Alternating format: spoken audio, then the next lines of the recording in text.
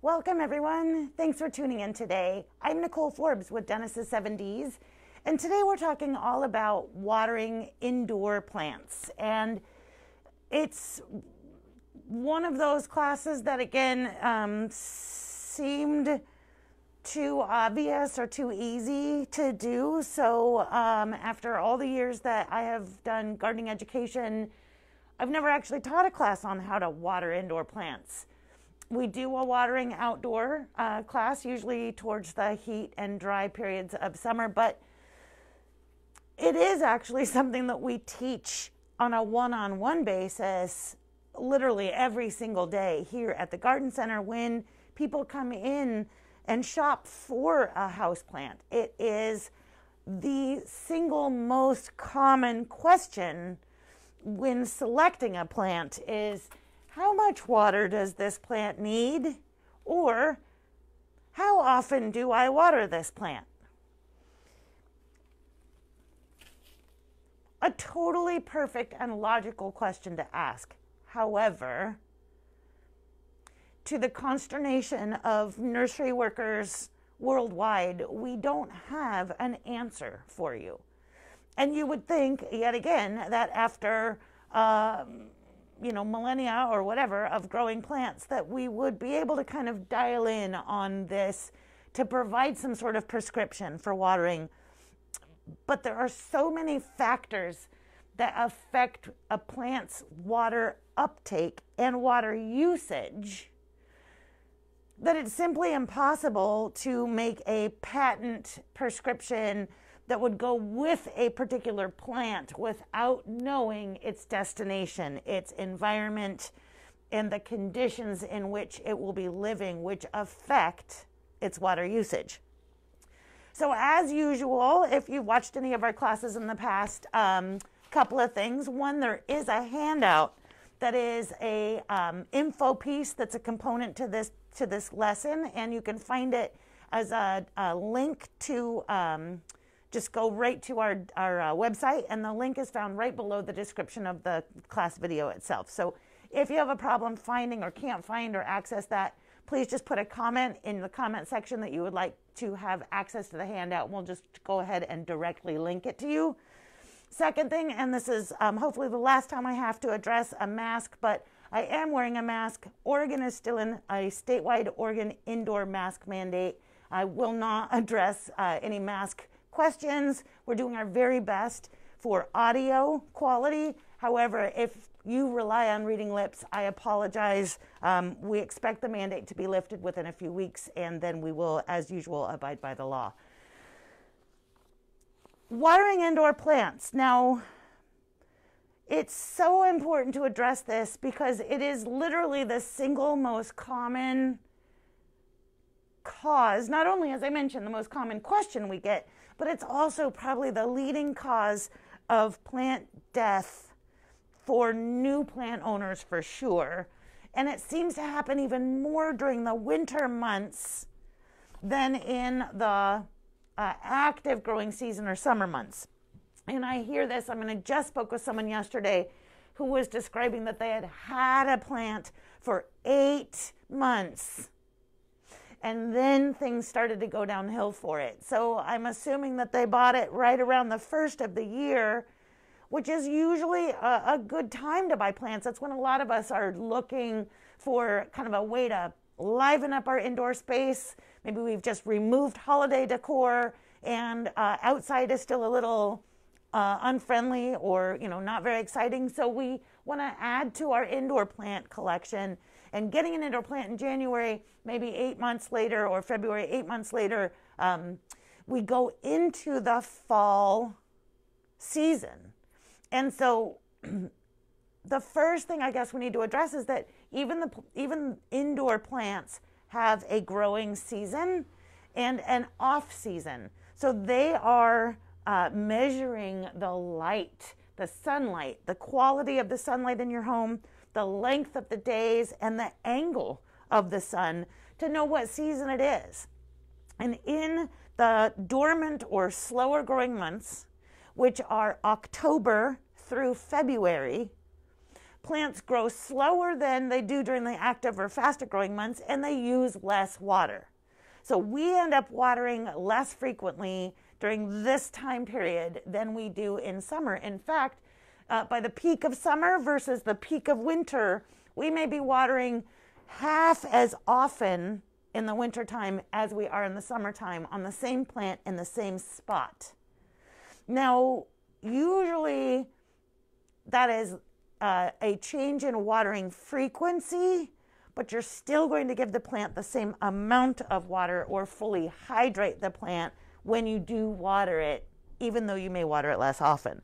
So different plants also have different watering needs, and most of us have already figured that out, which is why we ask that question, how much water does this plant need? Or we may ask the opposite, which is, I need a plant that doesn't need a lot of water, for example. So different types of plants and their watering needs, you'll see just a snippet of examples of those are laid out in the handout. Things like snake plants, ZZ plants, Hoyas, succulents, and peperomias do not typically need a lot of water. A Dracaena plant, again, does not need to be watered on a regular, yes, but less frequently than some water-loving plants. And things such as the popular fiddly fig are very sensitive to overwatering, but also, again, want to be fully hydrated once they've dried out. So how to figure that out and how to kind of walk that delicate balance between too wet, too dry, or just right for the plants is really what we're talking about today.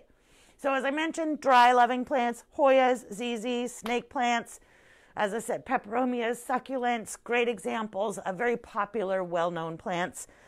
Plants that love moisture would include somebody like this natal mahogany, which is a lovely kind of tree-type specimen that can grow pretty fast in the house, but likes regular water. Our peace lily, very common and popular plant that, will pretty quickly begin to sag or wilt or droop dramatically if it goes too dry between waterings. Ferns, of course, I have a few other great examples of plants that prefer to be on the moist side. And then a fast-growing plant, such as the Monstera deliciosa here, is typically a plant that's got such a speed of growth and a robust root system that it also can consume quite a bit of water and be okay watered on the more frequent basis. So not so prone to root rot, as long as, again, we've got a good, well-draining soil media in there. So we'll address that as well. So type of plant can make a difference, and the season of the year.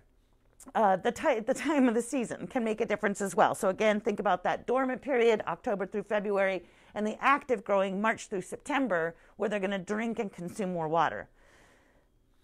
Now, the location of the plant is the most important factor in water consumption, because even the same plant in different exposures will consume water at a different rate. So a snake plant is a great example of such a durable specimen plant to be grown either in a dimly lit or even fairly dark room, or tolerant of just shy of full sun. So bright light is also fine for a snake plant, but they're tolerant of the dark as well. But we would treat those two plants quite differently. The one in the dark or dimly lit room would be watered far less frequently than the plant that's in the brighter light. So brighter light Sansevieria in the summer maybe is watered every 2 to 3 weeks, and the dimly lit Sansevieria would be watered probably every 4 to 5 weeks. So this is a perfect example of something that's got kind of all of the signs of a plant that's got some drought tolerance to it. It's thick and fleshy. The leaf is firm and not real floppy, and it's got a little bit of kind of a waxy shine to it, a little coating on the surface.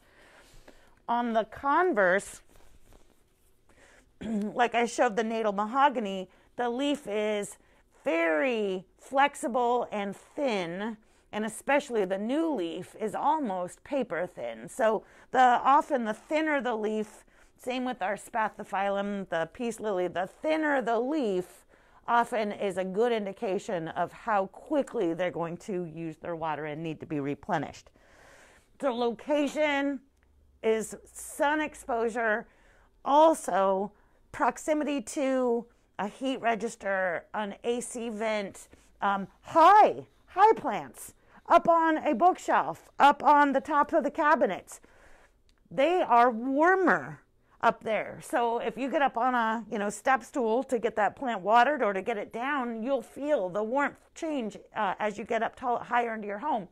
So it's warmer up there, which means also they may be growing faster and the water is being absorbed, evaporates. Hanging plant. A hanging plant, even if it's in, a little macrame container or in a nice ceramic pot or a basket and hanging in the air, the hanging plants will always dry out faster than a plant that's sitting on a tabletop or a plant stand or anything like that. And that's because the roots are kind of more exposed to the air. Even the undersides of the roots may be more exposed to the air. So this plant, hanging plants do tend to dry out more frequently than non-hanging plants. So location, other than sun and light exposure, can also just affect the plants in how they use their water. The type of container also has an effect on how plants use their water. Now, first of all, what the material is. A wood container or an unglazed clay container like terracotta, the little orange kind of rough surface pots, those are more of a raw material, which allows moisture to basically evaporate through the sides of the container walls. So that gives a little bit more relief, I guess you would say, to the root system. After you water, you'll see the sides of a terracotta pot kind of change color as the grains of the ceramic material, absorb the moisture. They change colors. So we see that moisture passing through those unglazed containers. But a glazed pot is going to hold more moisture because that glaze on the outside of the ceramic container prevents the moisture from evaporating as such. Plastic pots, just the same, hold more moisture around the sides of the container and just have holes in the bottom to let the water out. A lot of pots these days are being made with no drain holes.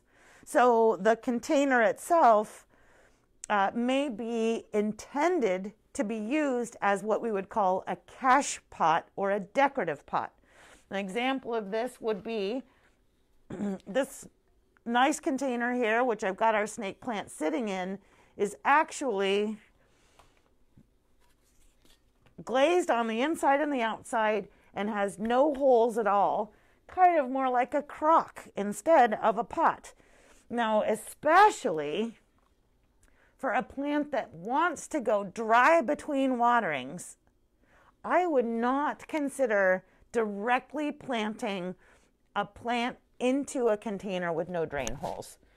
Now, that being said, we really don't necessarily suggest that you directly plant your plants into the containers at all.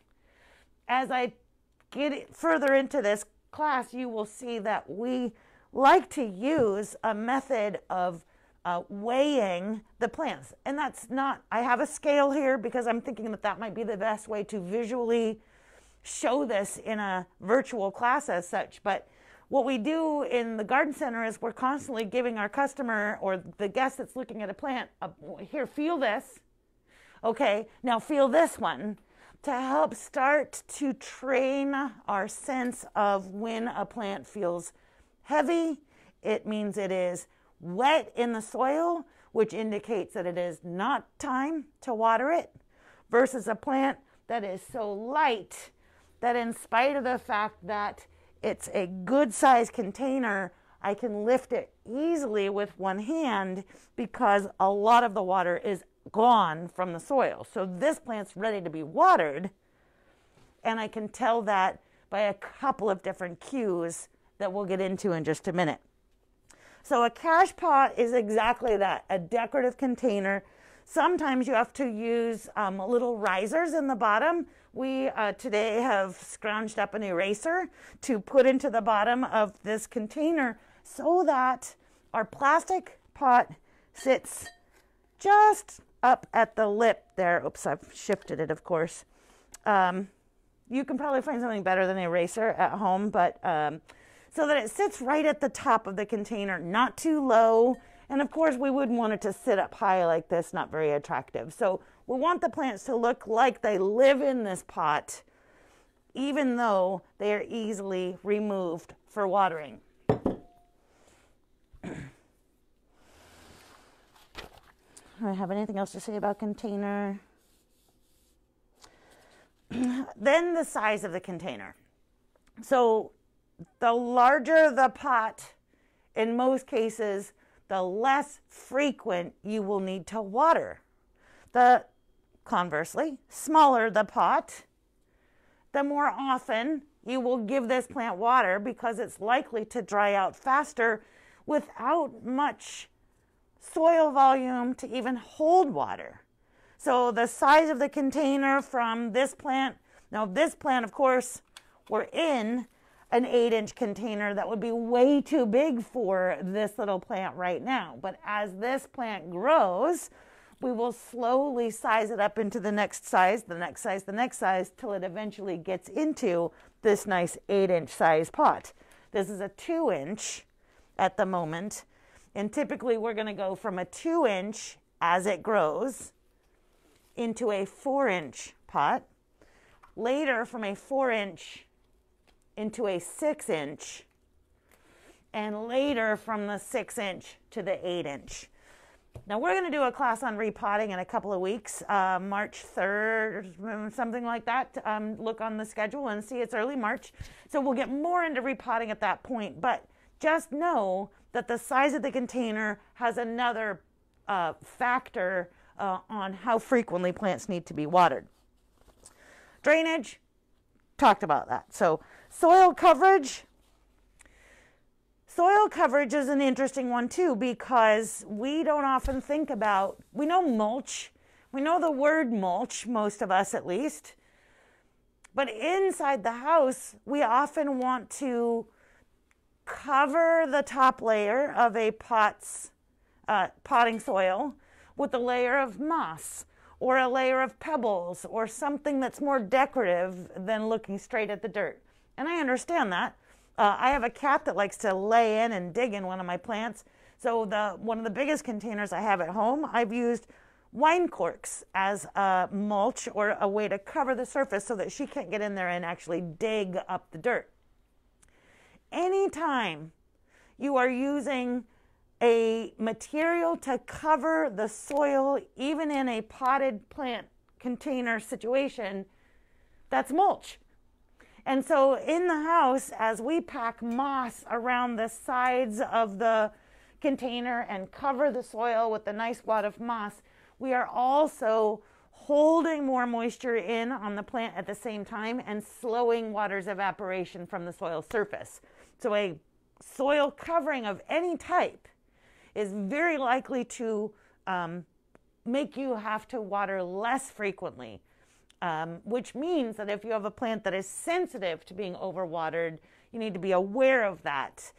However, you can use a moss mulch or a moss covering to your advantage if you're working with a plant that is very needy and you don't seem to be able to stabilize its water usage.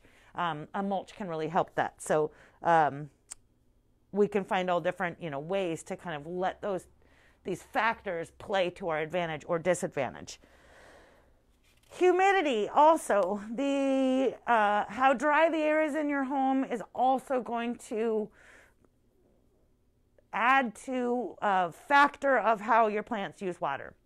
So more moisture in the air less moisture needs to be pulled through the root system and out the plant to keep it cool and turgid and happy and growing. In high humidity environments, plants can actually absorb a certain amount of moisture straight through their leaf surfaces. And so again, they respirate or transpire less quickly because there's more of a balance of moisture in the air to moisture in the root system. Now we can add to humidity in our homes, and we can also kind of identify specific rooms in our homes that have higher humidity. Although in general, most of our indoor air humidity is on the moderate to low side. Kitchens and bathrooms where we're running water more frequently or showering in an enclosed space, that is usually one of your more humid rooms. So of course, plants that love humidity will enjoy that. But if you don't keep the door shut after the shower and all of that, the humidity is going to dissipate. So it's only really getting it some of the time.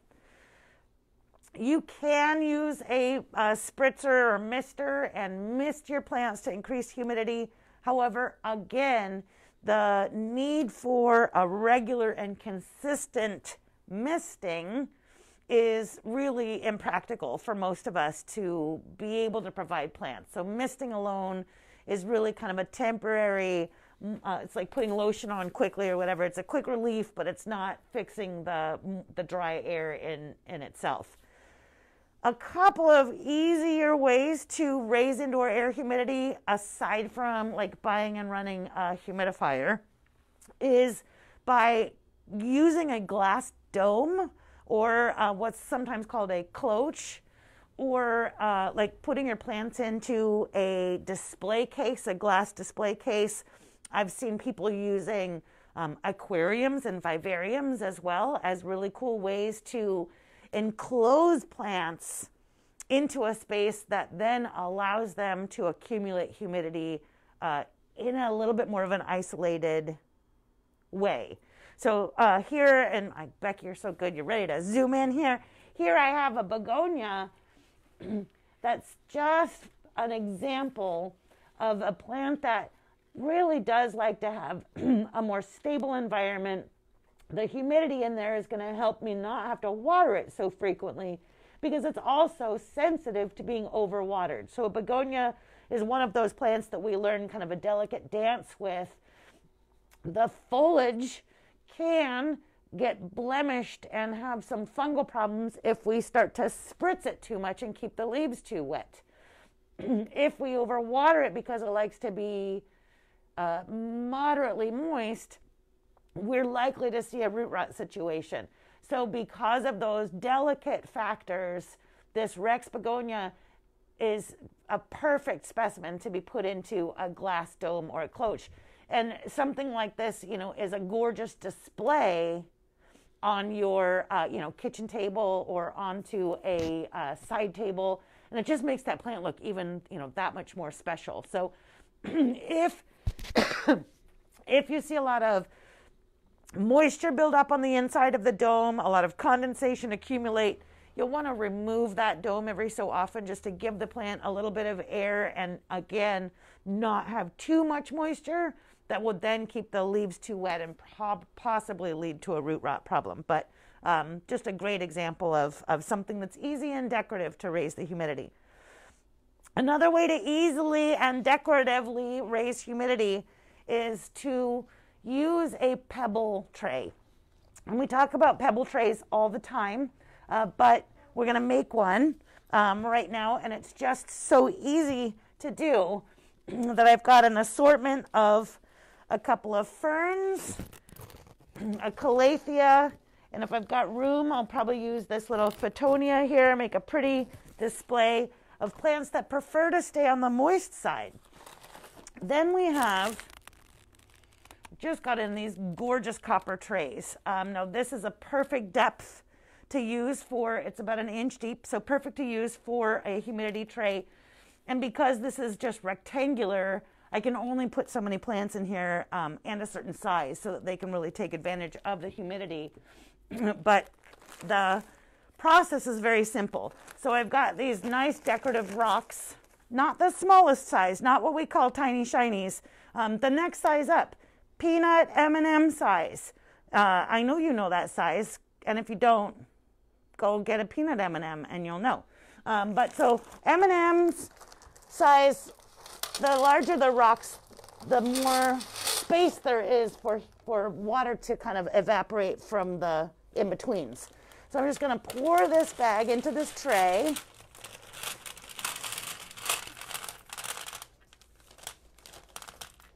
It's a perfect amount. Spread it out so that it's just a nice kind of solid layer of rocks on the bottom. And then the next thing we're going to do with this is we're actually going to now fill this tray with water up to the bottom, up to the top of the rock layer. And so to do that, here's my watering can.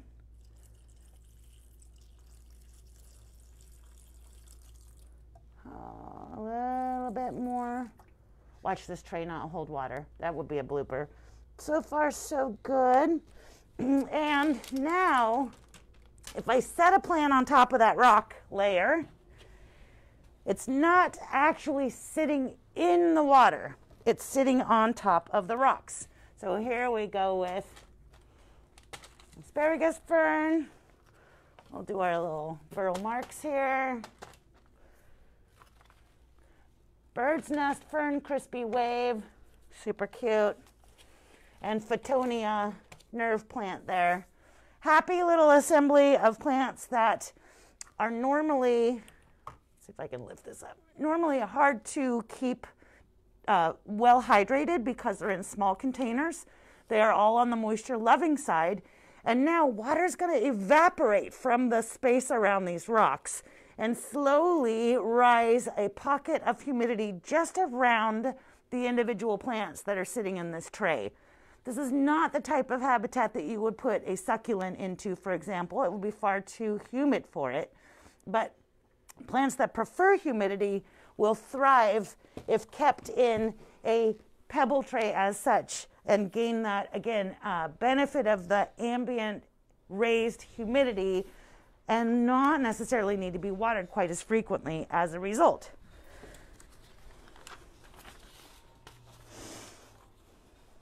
Soil type also makes a big difference in water absorption and water retention. Now, plant roots need a combination of oxygen and moisture to their root system to be healthy. So we can't have that's why they're not aquatic plants. Aquatic plants don't need the same amount of oxygen. So aquatic plants can live underwater, but terrestrial plants, as such, need that occasional air to the root system, or else they suffocate and begin to rot. As I mentioned at the beginning, overwatering plants, the most common cause of death, and that's because it leads to the rotting of the roots, which is almost always fatal. So we can't really treat it once those roots have rotted. It's like, finding mold in your bread loaf of bread or whatever. Oh. Once you see that mold, it's kind of already happening and becomes pretty hard to get rid of. So usually we just get rid of the whole thing. Here's Spruce showing us, the cats love to drink out of the water basins when we're watering our plants. So he's going to demonstrate that he is not your average cat. So potting media, we're talking about soil, we're talking about dirt. Now again, when you come into the garden center or when we are talking about working with specific plants, we will suggest what type of soil the plant likes as well, because there are options, and that includes a cactus type mix that's good for succulents, cactus, and citrus, that's sandy and well draining. So it does hold some moisture, but it also has a lot of sharp drainage in it to allow the right amount of air to the root system. We carry a standard GMB potting soil, which is good for indoors and outdoors, and kind of a good balance of peat moss and organic matter, other organic matter. Baby Boo's potting soil, which is a compost-based, really wonderful, rich, moisture-holding container media that's fantastic for more of the moisture-loving plants than the, again, arid-loving plants. And then we have Fox Farm Forest, Ocean Forest Blend. I never get that name right, which is another fantastic soil with chunky bits in it that helps provide air to the roots, but again, also holds just the right amount of water. And the Ocean Forest soil is excellent for aroids and philodendrons. So we find our monsteras love it, and some of the basic, real popular philodendrons and things. Now, peat moss is a component of a lot of potting soils, although just as a sign of the times, availability, sustainability, a lot of soils are getting away from peat moss. Peat moss is extremely water retentive, holds a lot of water when it's fully absorbed or hydrated, but it also dries out like a hard little rock and can become hydrophobic, which means that it's so crusty and hard that when you water a dry piece of peat moss, the water will be repelled and roll off the surface, not actually penetrating the soil. So in many cases, you'll need to fully saturate or soak peat moss when it's gotten really dry in order to get it to like accept water in the first place. This very sad example came to me just the other day when a customer came in and brought a string of pearls, a well-known and loved succulent that they had gotten only a few weeks ago or a few weeks prior and had only watered one time. Unfortunately, it seems that the soil in this string of pearls is extremely peat-based, and they have just a very narrow, very shallow root system in the first place. So I took the plant because I thought it was a great example of the saddest overwatering instance, of late. And usually I don't have examples of that because, well, we try not to do it, but otherwise we hide the evidence. So this guy's like rotten, shriveled, just coming out. Yep, just coming right out of the soil. Even though there's a couple of good-looking pearls on the strand or decent-looking, it's really just a goner. And the pot is heavy. I can feel that it is full of water, both from fingers. I can look and see it's dark in color, and the pot is heavy. When I dump it out, I can barely see any roots at the bottom of the container. In fact, no roots, but still a very dark soil that doesn't have a lot. It has some little white bits. Those white bits are either pumice or perlite, and those bits are meant to put put space or air into potting soil. So we don't have a lot of those white bits, and the soil's very wet. You can see, I can make like a clod out of it. That's how moist it is. And there's really was just no chance for this plant. Either the roots already rotted or there just weren't many roots in the first place. So when it got fully hydrated, water went down into that bottom layer of soil way down here, but there weren't any roots in it. The roots were way up here, which means that the bottom layer of soil where there was no straw to suck water up from just sits there wet until what? I mean, what happens when you water a plant? What happens to the water? It either runs through and hopefully drains away, or it stays in the soil until the plant drinks it, or it evaporates, or it doesn't if it's in a pot with no drainage. So, we have to just think, like, where does the water go? Well, it all went down there, and it just sat there and kept the rest of the soil too wet, and quickly string of pearls got too wet and died. So all of the different types of media make a big difference in how the plants take water, how they hold water, and how well they drain. So you may find that you can improve a plant's situation by changing the soil more than even like repotting or changing the watering pattern, and clearly changing the watering pattern. But if it's a succulent and it's in peaty, heavy soil, it's not a bad idea to change it out into something that's lighter. Now, the water itself, that takes us right to the water itself. What type of water you want to use, what you don't want to use. Ideally, you use room temperature tap water if your tap water is adequate. I don't always use room temperature, but if I don't, I try not to have it like the coldest that comes out of the tap.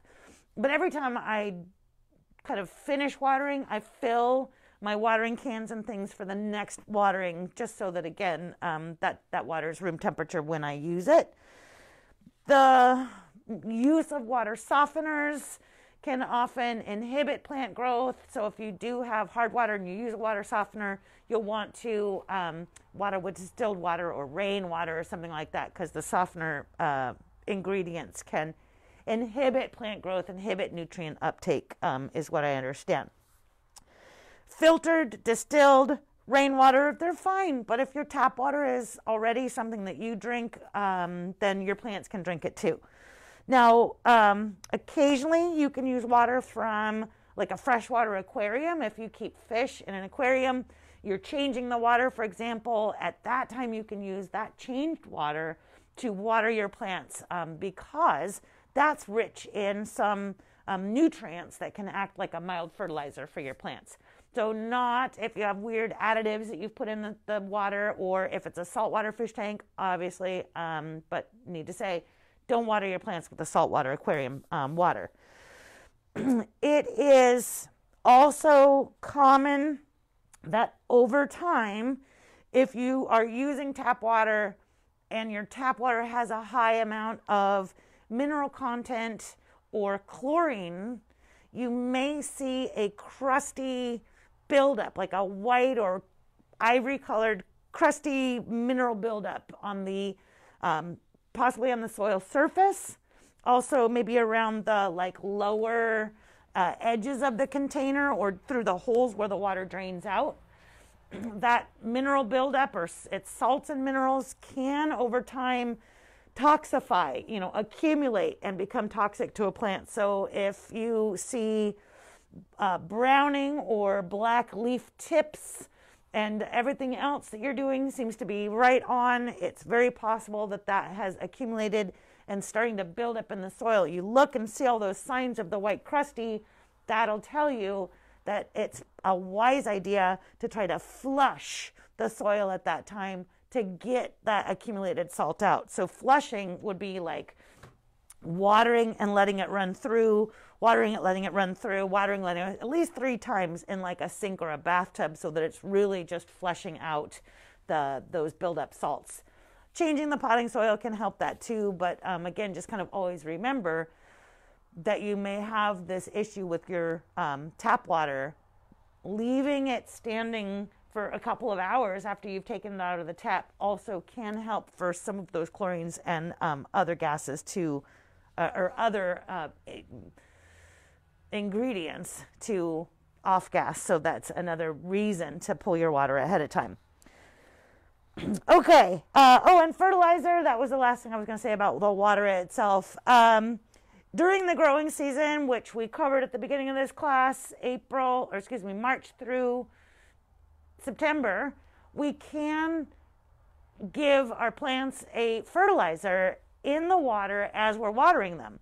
So that can be every time you water, depending on the plant and its needs. It can be maybe once or twice a month during the growing season, and whatever fertilizer you favor. We sell a variety of fertilizer brands for houseplants. Dr. Earth 111, but just an easy pump it right into your watering can or pump it right into the plant kind of thing. We have 10-10-10 Bonide liquid plant food. This gives you both 2 different dilutions, a more concentrated but less frequent feeding versus a less concentrate, so more diluted every time you water type feed. This is like mix a 1/4 teaspoon per quart of water. So you're not going to want to like eyeball it. You want to be scientific about this. You want to measure, both know a quart of water that you're working with, or go up, multiply it up to a gallon's worth and do a bigger jug and write fertilizer on it, and use a measuring spoon or a measuring cup to know that you are using the right amount of fertilizer. And if anything, err on the more diluted side. So more is not better in the case of fertilizer. Be a little bit cautious, because too heavy of a concentration can also cause that burn, leaf tip discoloration or burn, as I mentioned. So when to water and how much? I mean, that's the little bits of really why everybody's here, I'm sure. And just like I said in the beginning, if we had a prescription, if we could tell you, we certainly would. But for me and for those of us that work at the garden centers, we really operate by weight. There's no plant that I own, there's no plant that I know indoors that wants to or needs to be watered every day. So let's get that right off the bat. No daily watering whatsoever should at all occur for your indoor plants. The amount of plants that we have in the garden center that we own at any one time until you come and, lovingly adopt them, we've got to run around and decide and gauge their watering needs. And the way we do it is not by a schedule, but by routine checking and weight. So leaving them in their plastic pots is the key to that, because the plastic pot weighs almost nothing. That gives us a chance to feel if it's a light weight, it's most likely time to water. Now, something like a peace lily, a spathiphyllum, this is a dramatic plant that does like to stay regularly moist. I see that its soil is kind of peaty based or maybe cocoa fiber based, coir based, so it at least is a soil that's going to absorb and hold a lot of water, but it's feeling pretty lightweight right now. The last thing I can do, I can look at the top of the soil and it looks pretty dry. I can stick my finger down almost to the second digit and it's feeling a little moist, but not terribly moist. I can squeeze it a couple of times, hold the soil surface and turn it to just check out the roots. So quite different from the string of pearls, we see lots of roots down in the bottom of this container. And down in the bottom is where we also notice that the soil is all still much more wet than it is up at the very top. Now, it's not soaking wet, and I'm going to go ahead and water this plant again, but it's a good idea to take note. Even if the top looks crusty and dry, the bottom may still have moisture in it. Now I'm going to just set that down in a tray, and we're going to check on that in another few minutes. So weighing the plants. Now, if you really want to start with like figuring it out, you can use a scale. Like I said, I brought a digital kitchen scale today because I can't hand the plant to you. And so I wanted to have some sort of visual sense of what's happening here and what's going on. So if you, like I said, come to the garden center, we're going to be trying to teach you by just getting a feel for it.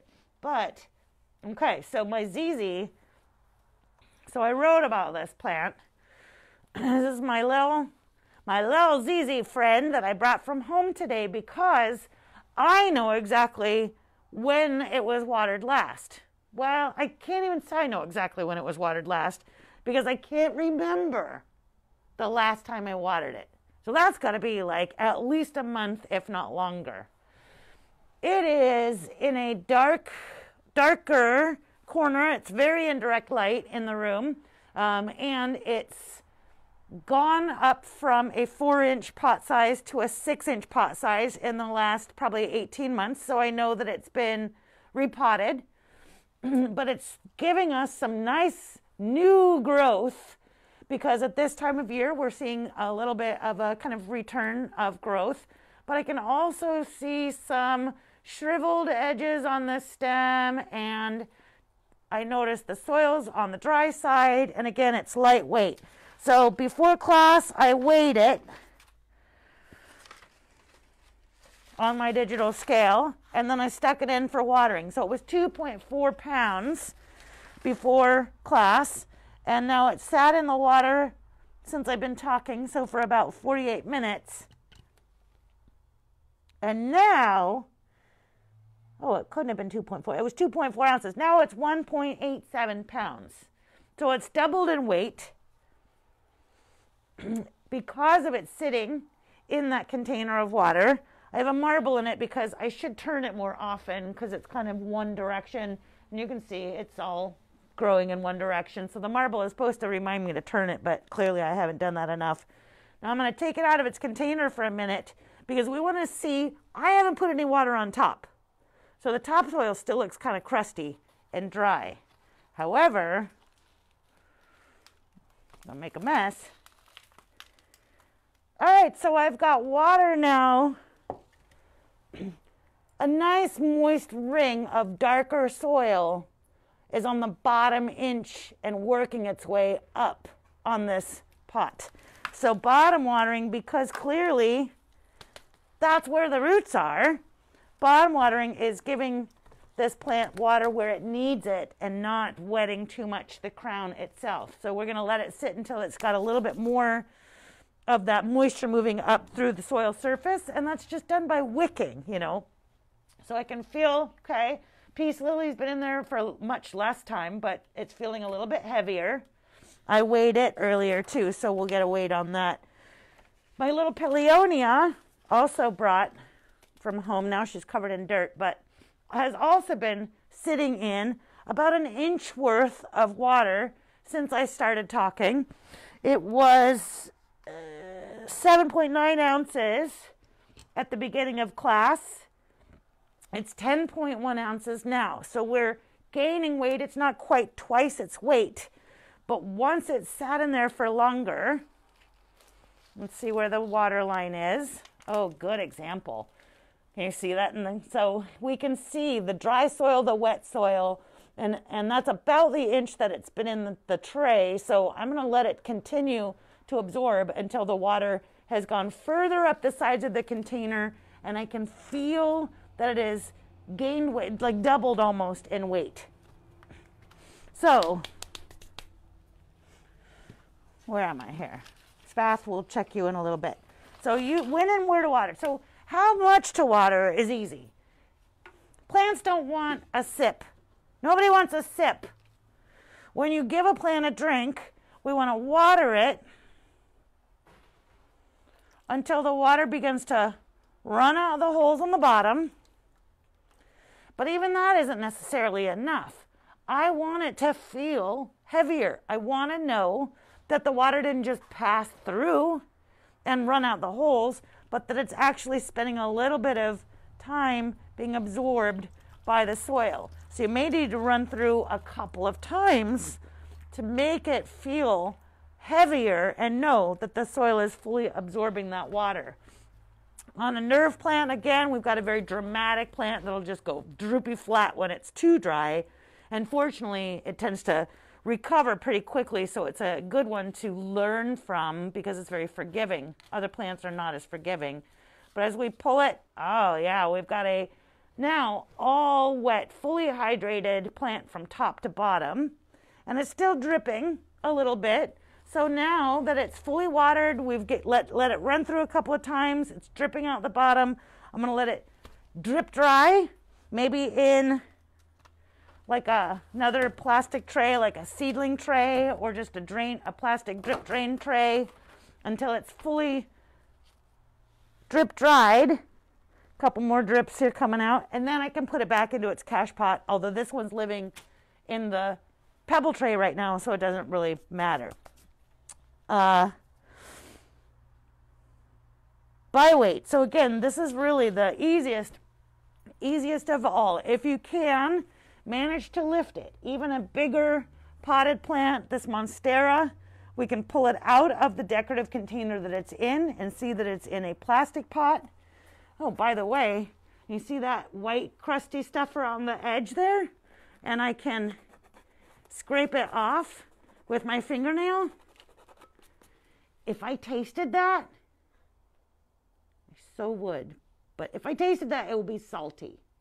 And so that is, again, the accumulated salt of the water that has just kind of come out of the drain holes as well. So we just want to be watchful of that.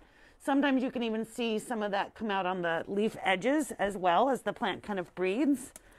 But I want to be able to lift and weigh my plant. So it was a good one to lift and weigh. Monstera there, it feels nice and wet, so we're going to let it kind of let it stay where it's at. But one I know that's dry is the Dracaena next to me, because I was lifting it with one hand. And so we're going to let it bottom water as well. And it's probably going to be really camera worthy. Yep, yeah. I was going to block the whole thing. But there it is. So there's a dry plant. If you take a close up at the soil surface, it's hard, it's crusty, it's light in color. We know that a Dracaena likes to go dry between waterings. So the soil that it's in has a lot more of those white bits than I showed you earlier. This has lots of perlite in it, which is allowing the plant, and a little bit of styrofoam, which is allowing the plant to have better drainage and more air to the root system, even when it's fully hydrated. So we're going to let that just sit in our tray full of water. A big plant like this, and as dry as it is, I may let it sit for 30 minutes or so in the tray as it slowly absorbs the water that it's needing. I will pick it up every 15 minutes, perhaps, just to gauge how much heavier it is than it was previously. We can also see other signs that this plant is giving us that it is ready for a drink, which include slight rolling, downward rolling of the leaf surface. So you see normally the leaves are a little bit flatter and more turgid, and we've got some of these lower leaves right here starting to go into the taco phase, as I call it. So here we see, doesn't tend to roll up. It rolls inward, rolls down. So we see some of those signs there as well. So we can use weight and physical cues of both how the soil looks, how the plant is telling us, and then even just, when did I water last? I don't even remember. So now I do a Monday check, a regular weekly check of all my plants. And that doesn't mean that every one of my plants gets watered every Monday.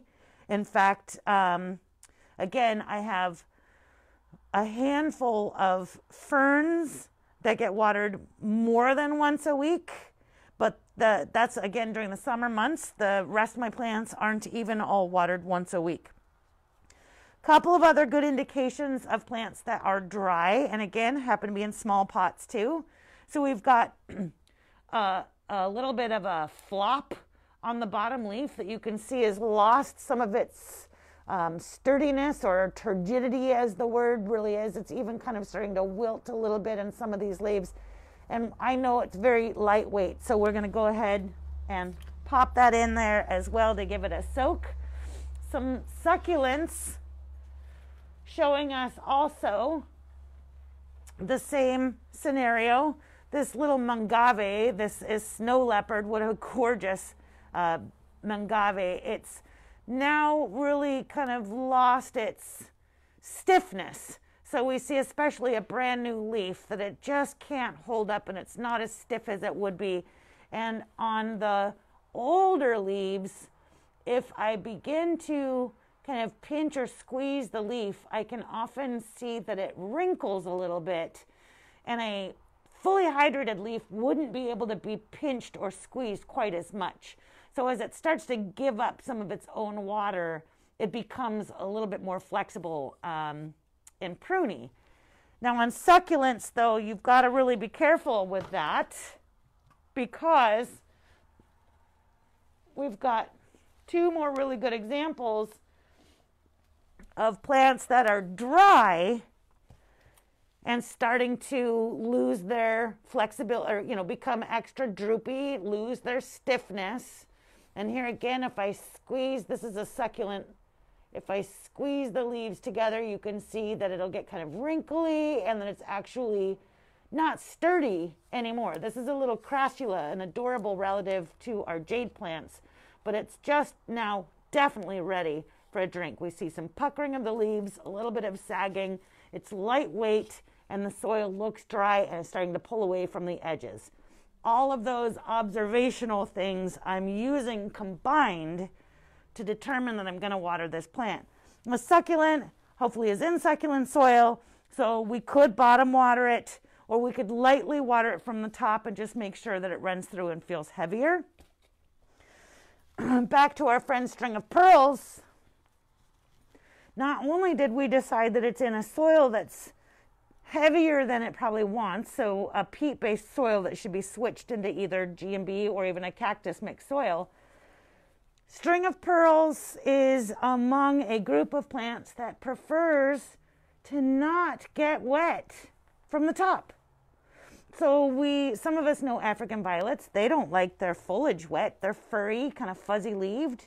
And so a lot of people know that they like to be watered from the bottom. String of pearls are another group of plants that would prefer to be watered from the bottom instead of having water poured onto the top. So a good way to kill them or keep them too wet is that top watering. On a string of pearls, if it's dry, lightweight, dry soil, and we want to confirm that it is ready to be watered, you will notice the little pearls begin to also shrivel or wrinkle just a little bit. So these pearls are all very firm and perky little pearls. This is a variegated string of pearls. But once it's ready to be, and it's heavy, once it's ready to be watered, we would be able to kind of pinch them just a little bit and see them sort of wrinkle and shrivel just a hair. So another good indication of allowing the plant to tell us by physical signs as we're learning, as we're getting to know it. I don't know if this is a good analogy or not, but you know, when you get like a new puppy, you've got to like figure out the time frame between the intake and the output, right? So how soon after eating and drinking do they show signs that they need to go outside to potty, so that you're potty training them by taking them out just before the accident. But in almost all cases, there's going to be an accident first. That analogy is basically like learning to water your plants.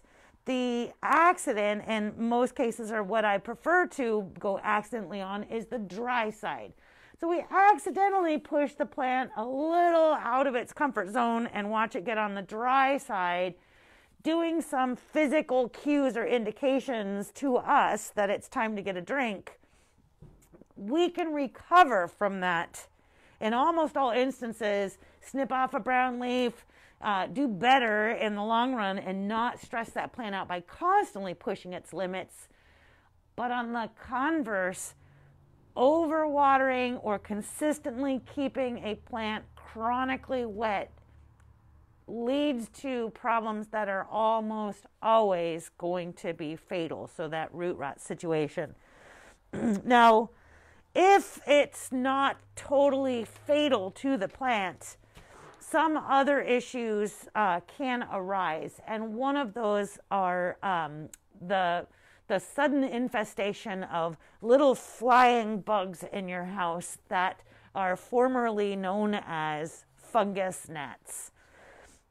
Fungus gnats are a symptom of overwatering that maybe you haven't overwatered your plants to the point of root rot, but your soil is chronically wet, in which case the fungus that starts to grow in that wet soil becomes a lure for a flying insect that's very tiny, like fruit fly size or smaller, and that's the fungus gnat. The adult is a flying insect, but the larva, eggs it lays and larvae live inside the potting soil and feed on that fungus and on the root system of the plant itself. So when we see them, it's because they're flying around in our house, or they're in our coffee or our, drinks or whatever. But in the long run, they can be detrimental to overall plant health by stressing and feeding on the root system.